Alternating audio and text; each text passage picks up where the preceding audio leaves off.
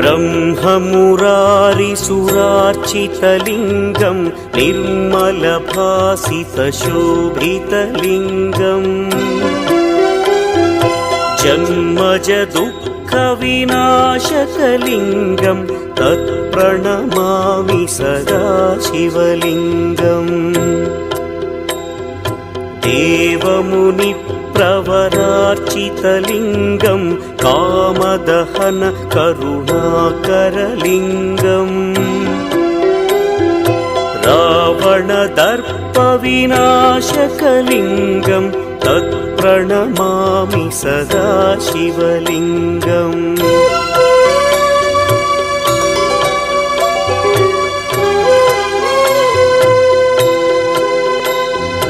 सर्वसुगन्धसुलेपितलिङ्गं बुद्धिविवर्धनकारणलिङ्गं सिद्धसुरासुरवन्दितलिङ्गं तत्प्रणमामि सदा शिवलिङ्गं कनकमहामणिभूषितलिङ्गं मणिपतिवेष्टितशोभितलिङ्गम् दक्षसुयज्ञविनाशनलिङ्गं तत्प्रणमामि सदा शिवलिङ्गम् कुङ्कुमचन्दनलेपितलिङ्गं पङ्कजहार सुशोभितलिङ्गम्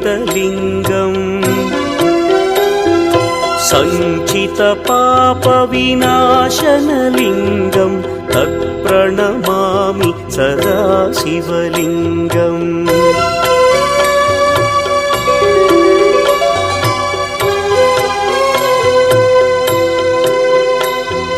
देवगणार्चितसेवितलिङ्गं भावैर्भक्तिभिरेव च लिङ्गं दिनकरकोटिप्रभाकरलिङ्गं तत्प्रणमामि सदा शिवलिङ्गम् अष्टदलोपरिवेष्टितलिङ्गं सर्वसमुद्भवकारणलिङ्गम्